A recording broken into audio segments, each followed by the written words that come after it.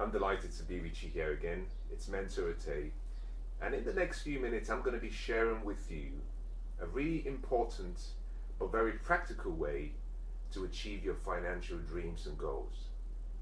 Now, success is simply defined as the progressive realization of a worthy ideal.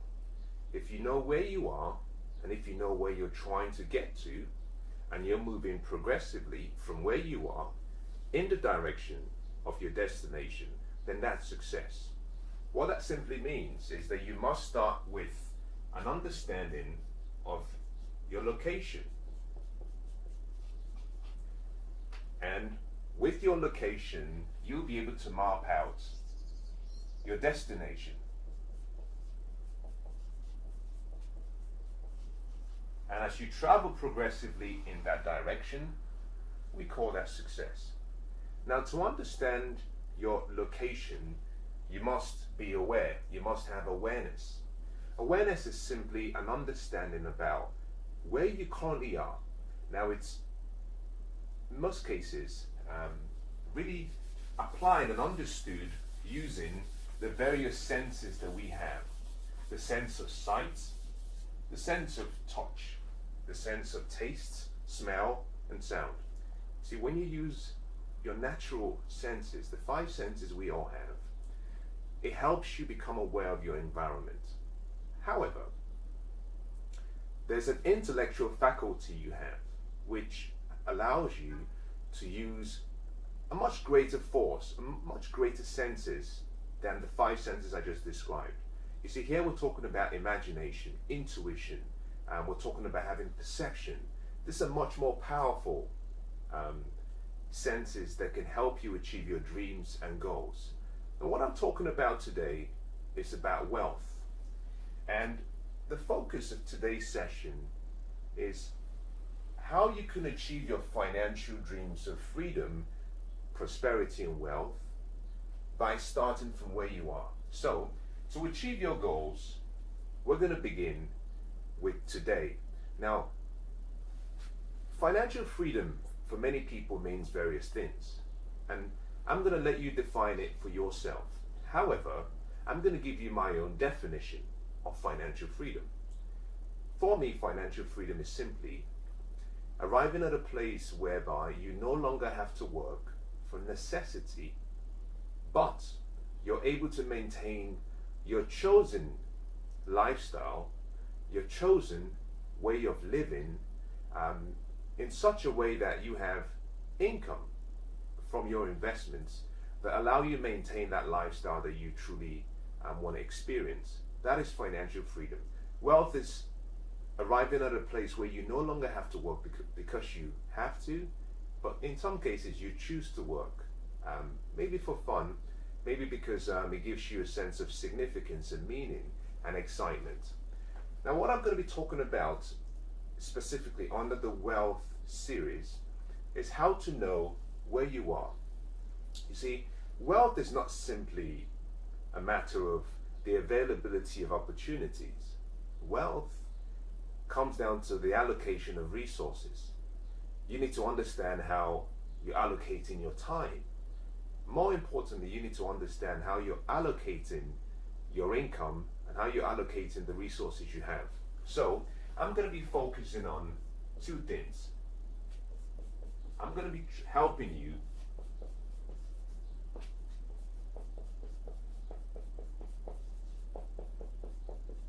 prepare your personal financial statements. But in addition to that, I'm also going to be showing you how to calculate your wealth statement, because your financial statement and your wealth statement are 2 different things. Your financial statement gives you an idea and a picture of your net worth, but it doesn't verify or confirm if you're wealthy.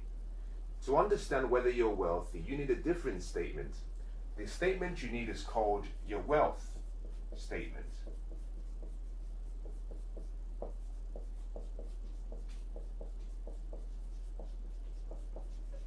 Now, these are 2 different statements. Everyone must have this.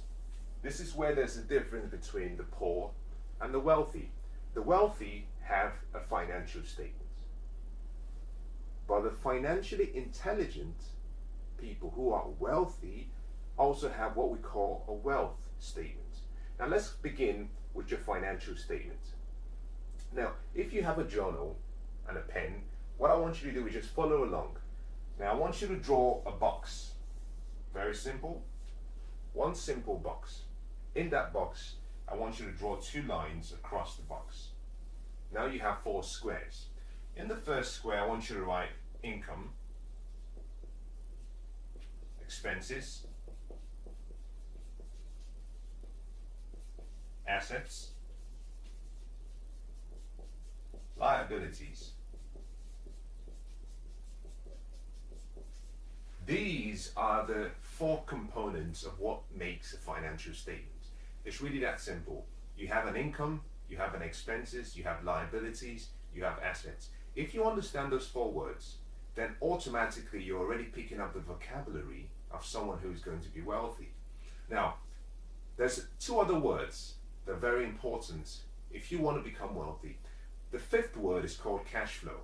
Now, cash flow is important because cash flow identifies how money moves between each of these boxes, but also how money flows into or how it flows out of your life.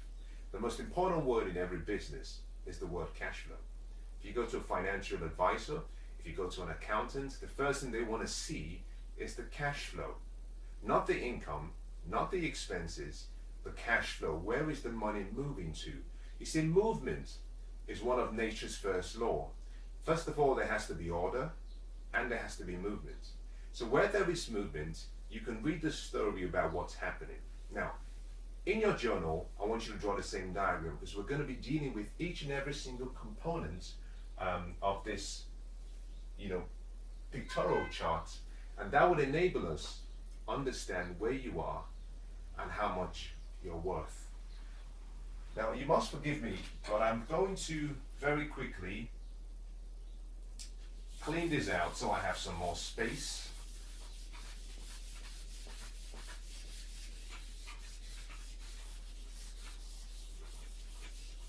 Just remember what it looks like. Now we're going to start with the first, which is income. So what I'd like you to do is write down on your journal income. Now what you do, first of all, is you have to identify all of your income sources. All of your income sources. Now that could include passive income, that could include portfolio income, that could include active income. Now active income is income you get from a job. Income such as a salary, wages, maybe commissions, maybe a bonus, maybe tips. Passive and portfolio income are income you generate, in this instance, from your investments. So investments such as if you have a business, investments such as if you actually invest in oil, if you invest in gas, if you invest in commodities like gold, silver, if you invest perhaps in what we call paper assets, which would include the likes of stocks, bonds, mutual funds. We call that paper assets. And it could also include income from, in many cases, depending on where you live, it could be what people refer to as real estate. In some locations, they call it properties. It doesn't really matter, but it means you're getting your source of income not from any of the other sources I've talked about, but from either land, from a building, even from air, believe it or not. It's important I just clarify what that simply means. We all understand land because we walk on land every day. We understand buildings because we live and we work in buildings and from buildings every single day. But there are some locations in the world, such as New York, whereby you can actually have what we call the air rights. You can have the space above a building is just air, but it belongs to you, which means someone else would have to pay you, maybe based on the terms of the contract, pay you an income or pay you a lump sum amount to purchase the rights to use that space, that air. So real estate doesn't just end with having property in a building or having land. It could also include air. So under your income column, what I want you to do is write down all of your income sources. Start with the sources. If it's a job, write down your job.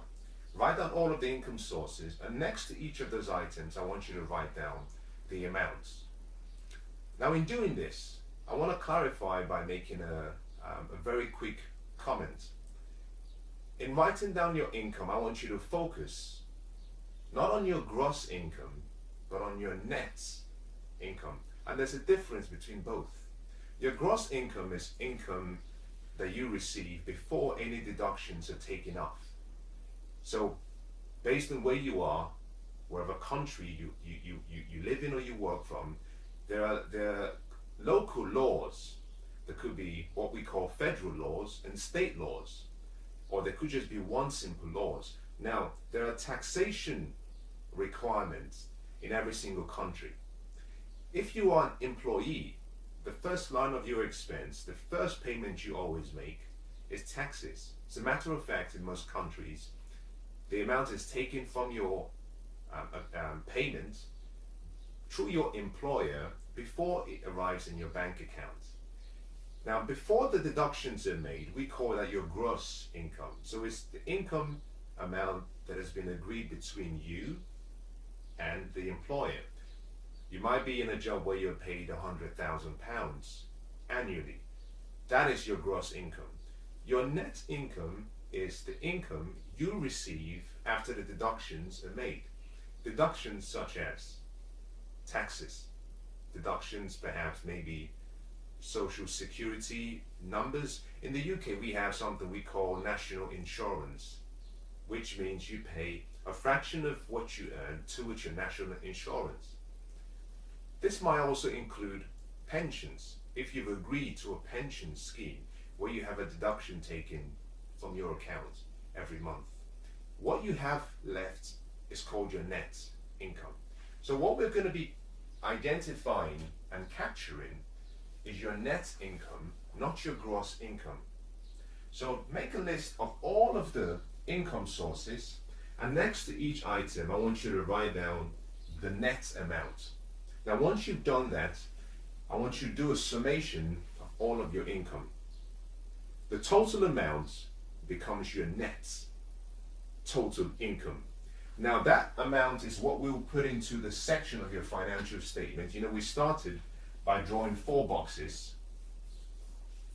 We said one was income, one was expenses, one was assets, one was liabilities. So in the income section, I want you to write down what that total net income amount is.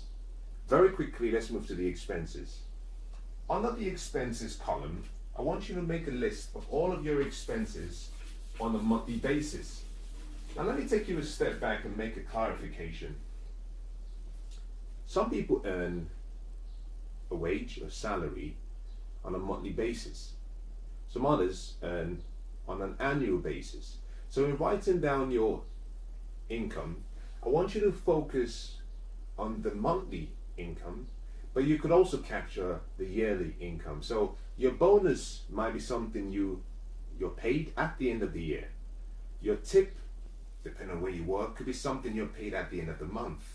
Once all of the tips are collected, you're given a percentage of it. So I want you to capture your monthly and your yearly income. Now, next we're going to talk about your expenses. And the expenses section of your financial statement, in my opinion, is very important. I don't believe it's as important as the income, because in a financial statement, normally about 80 or 90% of everything listed in a financial statement will relate to the expenses and the liabilities. In most cases, the income section is normally very small. Most people focus on the expenses and liability column. Most accountants would also focus on that section, which is very wrong. You must be thinking about creativity and creation.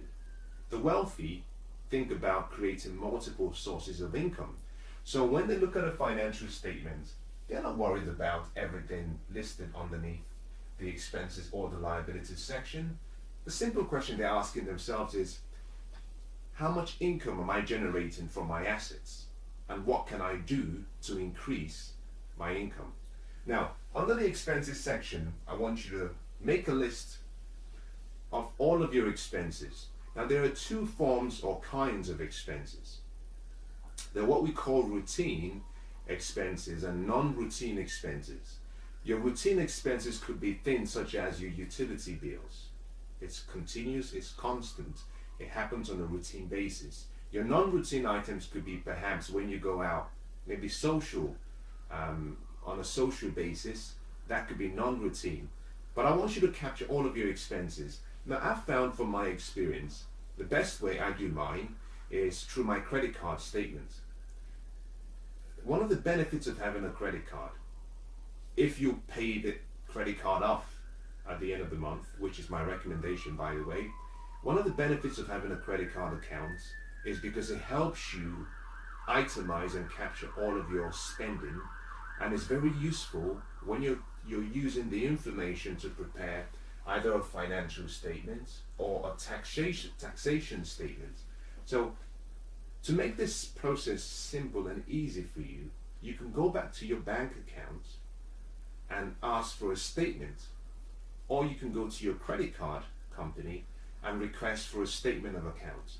With that information, you'll be able to list out all of your expenses, the routine items, but also the non-routine items. Now, when you've identified all of those, you're going to get a total amount. We'll call that X. This amount is what we call your net total expenses. But it doesn't just stop there. And the reason it doesn't just stop there is because we have to go back and ask ourselves a simple question. In your routine and your non-routine items, are there elements or items that are there that you pay for on a monthly basis? Maybe true in this particular instance, it could be maybe you have a car and you have a car loan.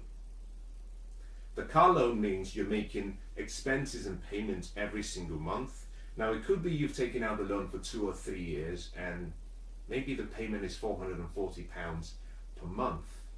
That £440 per month is your minimum payment. It's what is expected. But there could be hidden charges. So what I'd like you to do is, when you've identified all of your expenses and you've listed out all of your expenses, I want you to go back and I want you to add an extra margin on the total amount. Now, I'll tell you why. In most cases, there are some expenses that we forget about. Perhaps we maybe do not realize that there is a charge that is hidden, or there is an extra charge we discounted, or maybe we don't even remember that we have agreed to take out a loan on a particular piece of equipment or accessory that we've been paying for so long. So what I'd like you to do is, when you get your total expenses, I want you to multiply by 15%. Now, under your expenses, one of the things I'd like you to also consider is this.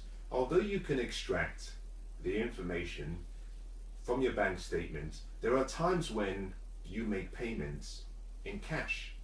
So it's important you also capture all of your cash payments. A very easy way to do this might be to look through your receipts if you have this.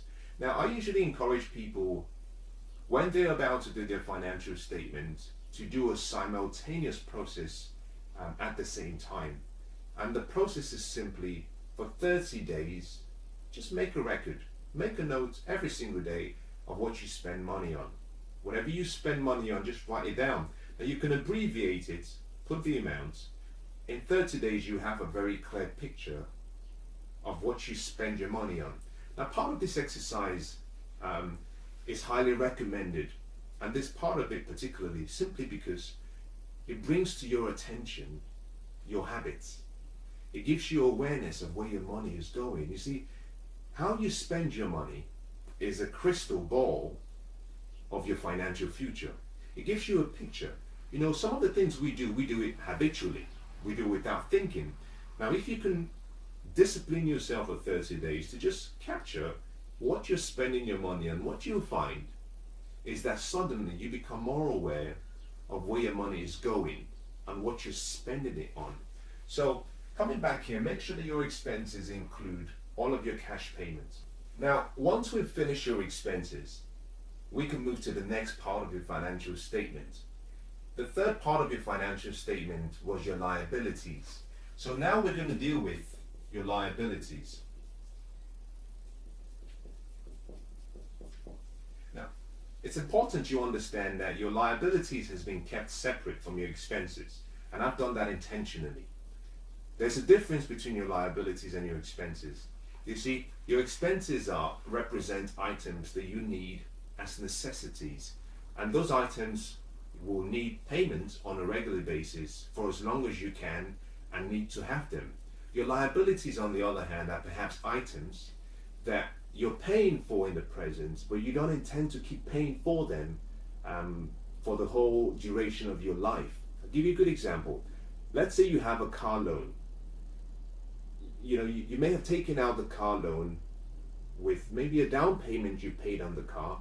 The intention is that if you keep paying up the balance, you will get to a point in time whereby you no longer have to pay for the car because the car belongs to you now.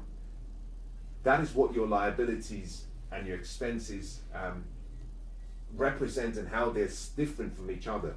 Your expenses are things you need. So for example, you have feeding, you have shelter, you have water, you have your utility bills. You need all of those to survive. Items such as your car, in some cases even your house, you might consider that to be necessary now, but you don't want to keep paying for it for the rest of your life. Now, under your liabilities section, what I'd like you to do is make a list of everything that you have that are liabilities. Now, those could be investments. They could be investments. So there are investments that are liabilities. Something you pay for, but it's costing you money every month. I'll give you a good example, and this is where some people might disagree with me, but I want you to understand the basis behind this comment. Your home is an investment, but it's a liability. It's your liability. Your home is an investment, but it's your liability. It is, however, the bank's assets. Now, even if you paid off all of your mortgage and everything was paid off in full, your home is still a liability. Now, at that point, it no longer is the bank's asset because you paid off the bank. But what happens is, in most cases, in most countries, although you may have paid off your mortgage, every month you still have to pay your utility bills, you still have to pay your insurance, you have to pay maintenance, so that is costing you money. A liability is something that simply allows money to flow from you towards that particular item. I talked about at the start, I talked about the fifth word that was very important in developing your financial vocabulary. I said that word was cash flow. Cash flow is how you understand what a liability is. So whatever you own, whatever you have, ask yourself the simple question: how is the cash flowing? Is it flowing to me, or is it flowing away from me towards that particular investment? So if you have a boat, if you've bought the boat completely, now listen now, if you bought the boat completely cash, you own the boat completely, then you're not making any monthly or yearly payments. However, although you've paid off the boat every month, it still costs you something. So I want you to make a list of all of your liabilities, list all of them out, list the item, and then list the amount owed.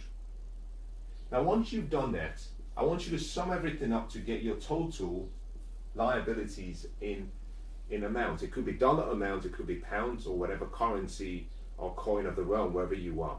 Now once you've done this, we're going to apply the same method we applied to the expenses section, which is we have to multiply by 15%. Now part of the reason for this 15%, like I explained before, is there are sometimes charges that we haven't identified, that we weren't aware of. Maybe final payment charge, late payment charges, cancellation charges, or in some cases, it could be, we're not really aware that one particular item we own is a liability.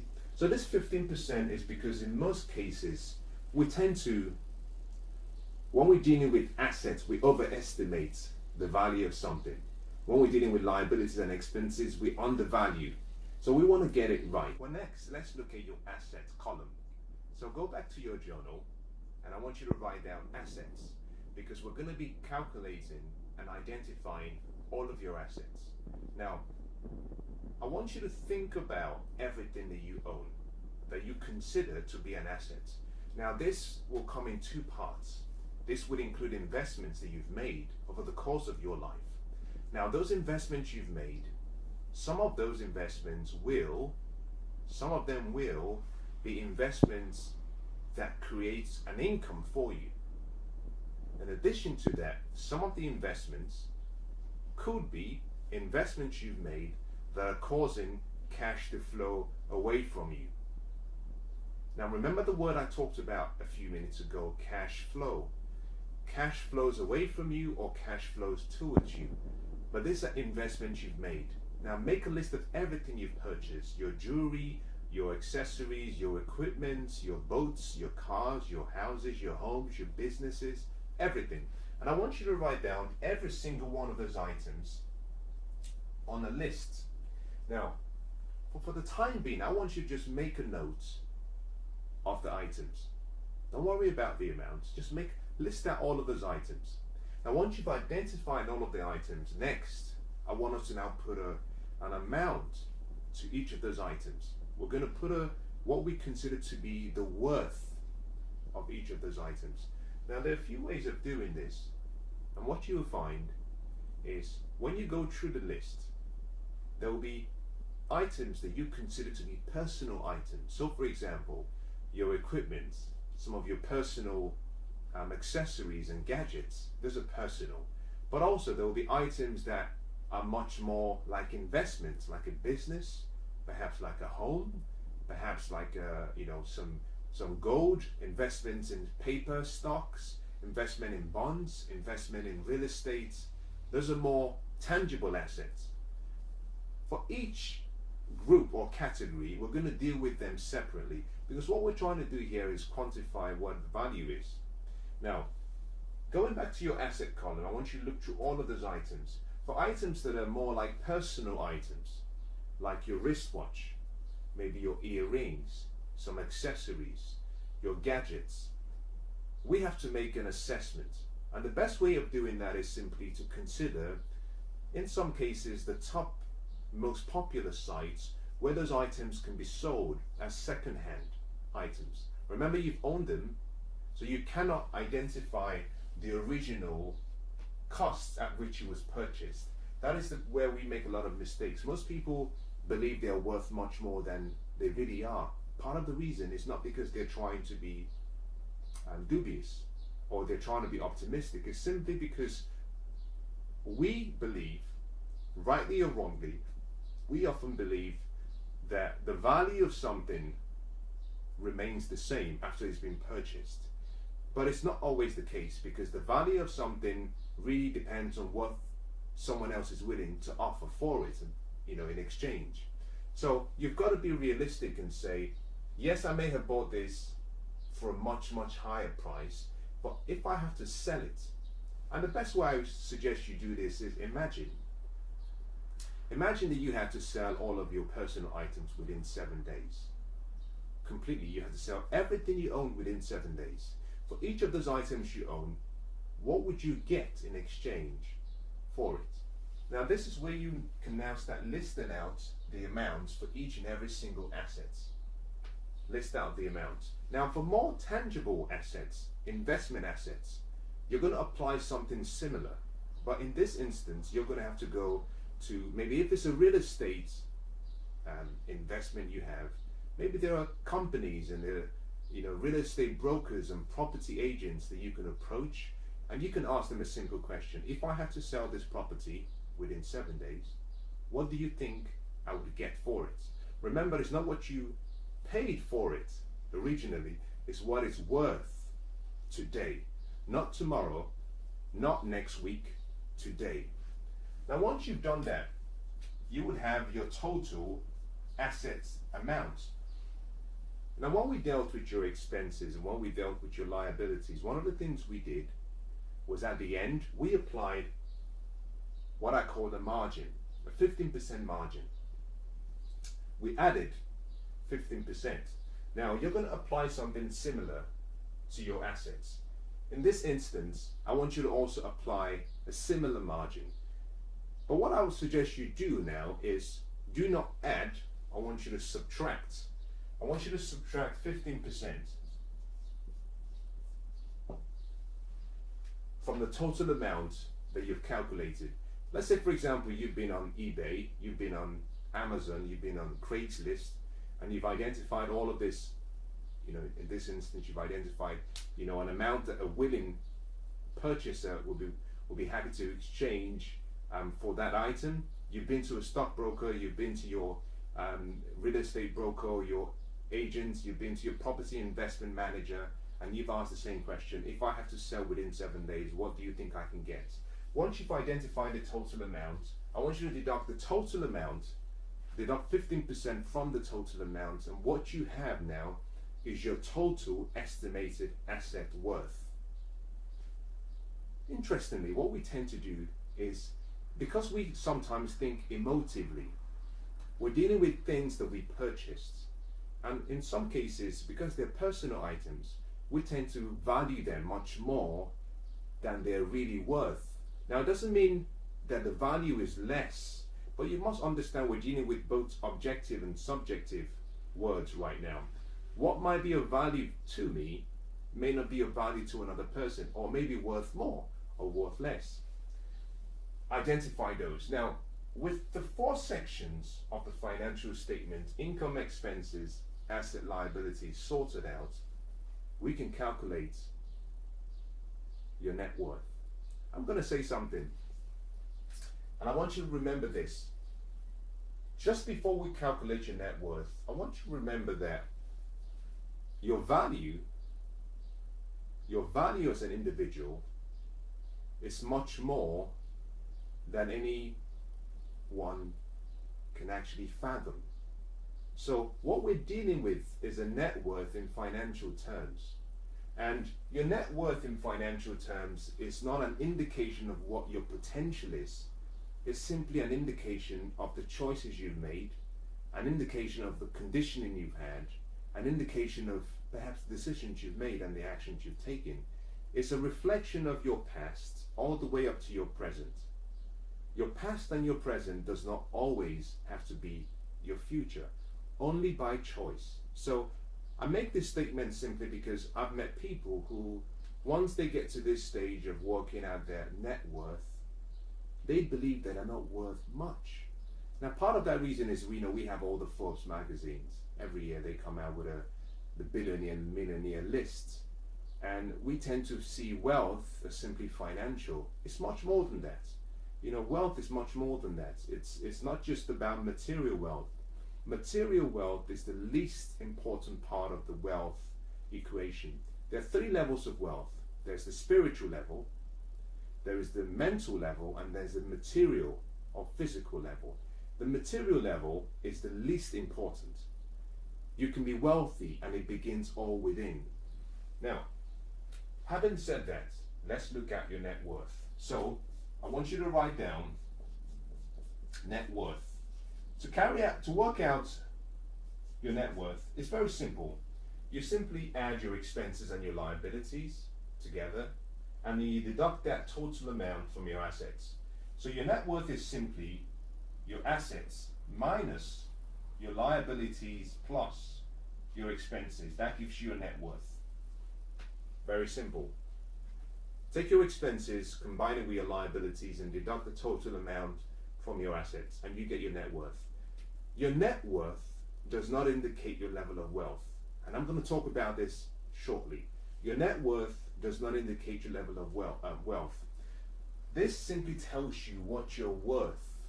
Now, what you've got to understand is simply that net worth, in many cases, are calculated based on what I call frozen assets.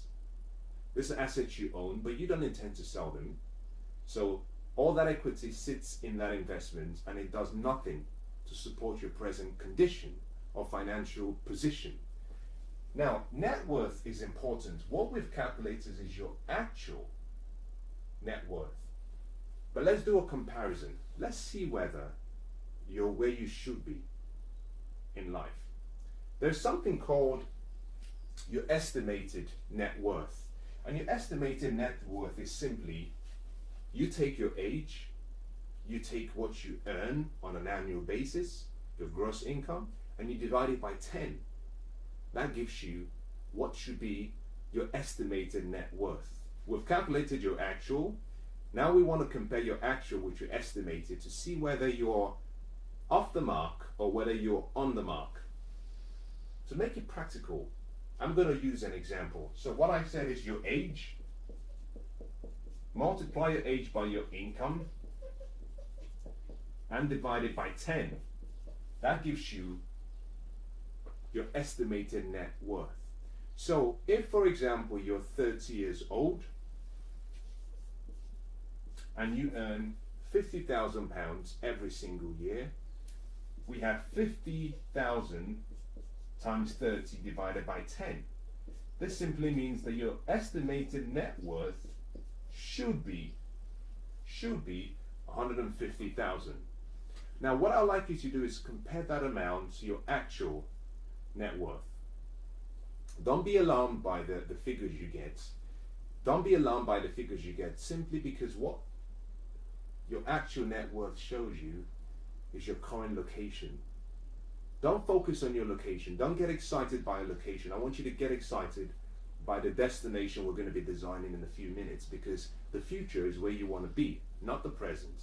The past, you pay the price for the past already, so forget about the past. The present, you're here right now, and you're moving in the direction that you want to go. We're working out where you are, but we're focused on the future. Now let me say something so you understand. When you calculate your net worth, what you might find is that maybe your net worth is in a deficit position. If it's in a negative, then it simply means that you're spending much more than you're earning. It's a cause for concern. Not to panic, but simply it means that some course correction measures are necessary. I'll say that again. When you've calculated your net worth,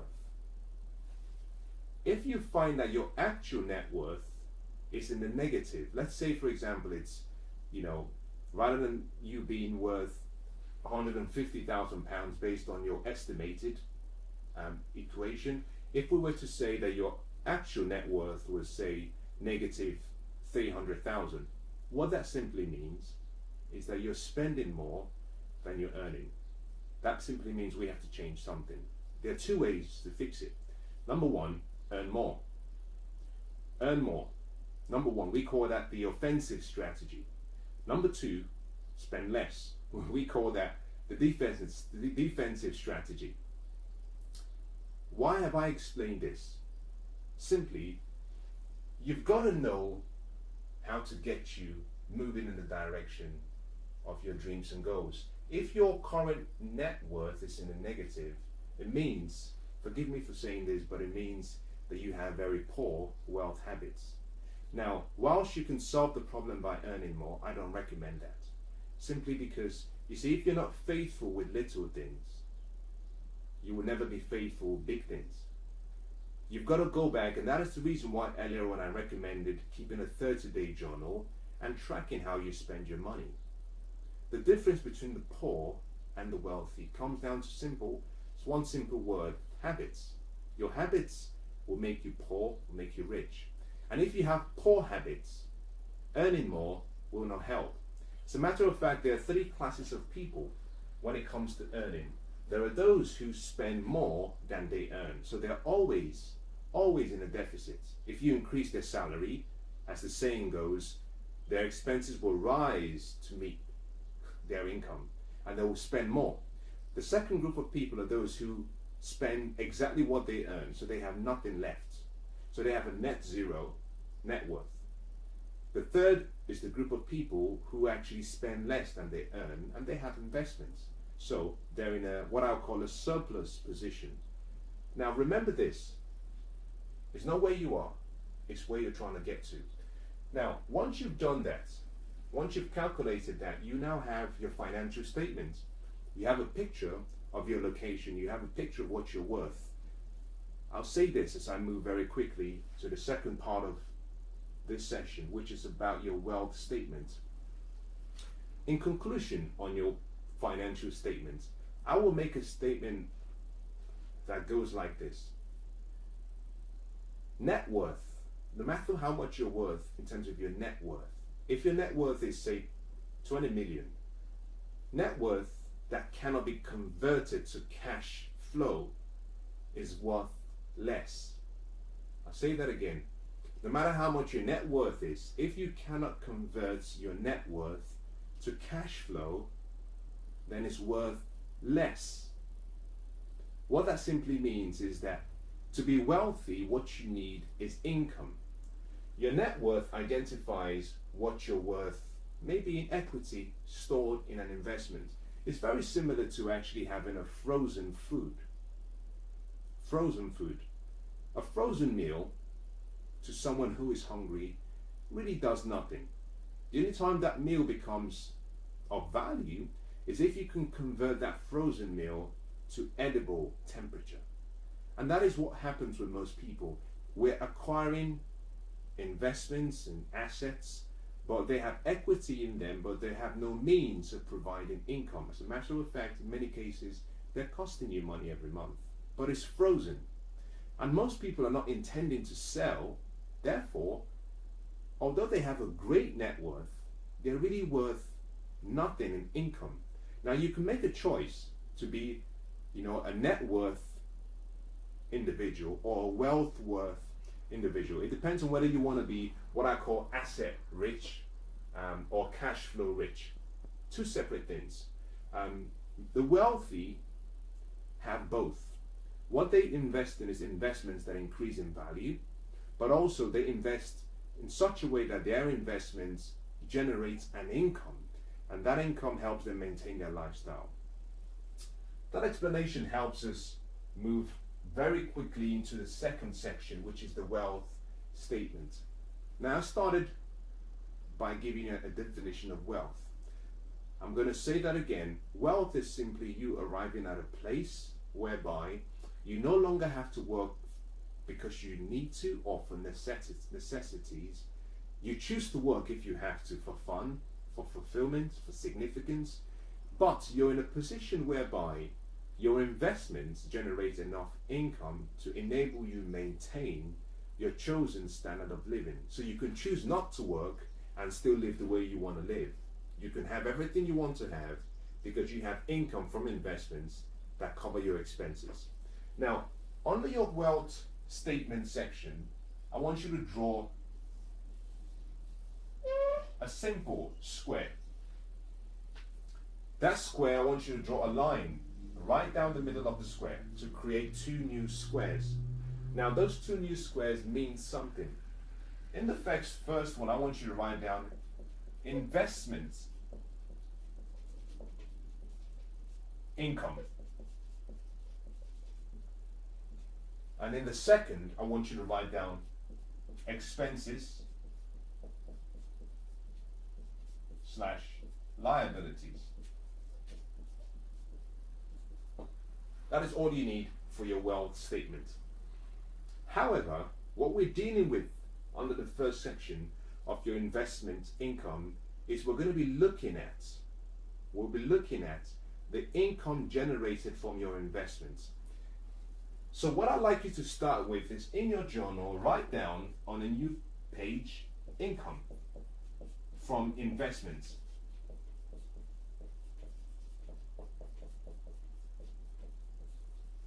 Now, this has nothing to do with income from a job. Let me start by saying that. Any form of active income, either income from, commissions, bonus, a salary, wages, have to be discounted because all of those income sources require the investment of your time. Remember what I said about the definition of wealth? Income comes in, but you don't have to work, which means you don't have to invest your time. So all we want to capture in this instance is simply all of the income that are created from your investments only. You discount your job, you discount your salary, you only look at investments only. Now what you might find, depending on where you are in life right now, is that you have nothing that is paying you an income from your investments. A very good way of looking at and identifying what is your investment income is look at your statement, your bank statement. Just look at the direction of cash and how it's flowing. Any income flowing to you, that's investment income. That could be something like your savings accounts. You have an income. Maybe every year the bank pays you, you get a small token from the bank for saving money. This might also include investment assets you have, stocks, dividends through stocks. It might also include gold if you're investing in gold. It might include silver, depending if you're investing in silver. It could include property or real estate. Any investment you have. It could be a business. But remember this, that we're dealing with not active income. If it's a business, this means that you don't have to work. The money comes in. Maybe you have people managing the company on your behalf. So make a list of all of your income, but it has to be income from investments, and it has to be net income. It must be net income. Now once you've done all of that, I want you to sum it up, and what you get is what we call your total income, investment income. Really that simple. Now, that is your net investment income. Go to the next box, which is your expenses and liabilities. To do this, like we did previously in the financial statement section, I want you to identify your expenses and your liabilities. But there is no need for you to start writing everything out again. So what I'd like you to do is go back to your financial statement page. You have written out all of your expenses and liabilities. We're going to extract the necessary information from there. We're not going to extract everything. We're only going to extract the important items. Because we're dealing with cash flow, either through income or expenses, under the expenses and liabilities section of your financial statement, we only want to identify items that are causing money to flow away from you on a monthly basis, on a yearly basis, or perhaps on a daily basis. So I'll give you a good example of this. Your liabilities in the previous statement, your financial statement, may have included your home. Let's assume that you have a home and you have a mortgage on the home and you still have a loan of £200,000. That would have been included, that £200,000 would have been included in your financial statement. In your wealth statement, we disregard it. What we look at is your mortgage payment per month. So you have a loan of £200,000, but it's costing you maybe £1,000 every month. So under the expenses section, we write down £1,000. We disregard the £200,000 loan. All we're looking for is cash flowing out of you. Again, we can look at your car. Your car is costing money to flow away from you. Perhaps it's £400 per month. We write it down. So make a list of all of the expenses and liabilities that you pay for on a monthly basis, on a yearly basis, or maybe on a daily basis. When you've done all of that, sum everything up, and that will give you your total expenses as an amount. In the financial statement section, remember that we apply the margin. In the wealth statement section, we are going to disregard that margin. Primarily because you're not selling the assets. Or, in this case, remember that in the financial statement section, we had already applied the margin. We're not going to apply another margin again, otherwise you'll be doubling up on the margin. we apply the 15% margin to the total amount. So the total amount in your financial statement, expenses and liabilities section. This 15% total amount application was no different from applying 15% to each and every single item. So when you're extracting the information for your expenses and your liabilities over to your wealth statement, I'm going with the assumption that you've already applied a 15% margin. So do not apply a second margin. Now make a list of it and write it down. Now what you have now is you have your total expenses and liabilities. You also have your total income from investments. Now I want you to subtract the expenses and liabilities amount from the income. What you have is your net, in this case, your wealth worth, not your net worth, your wealth worth. So your wealth is simply income minus expenses.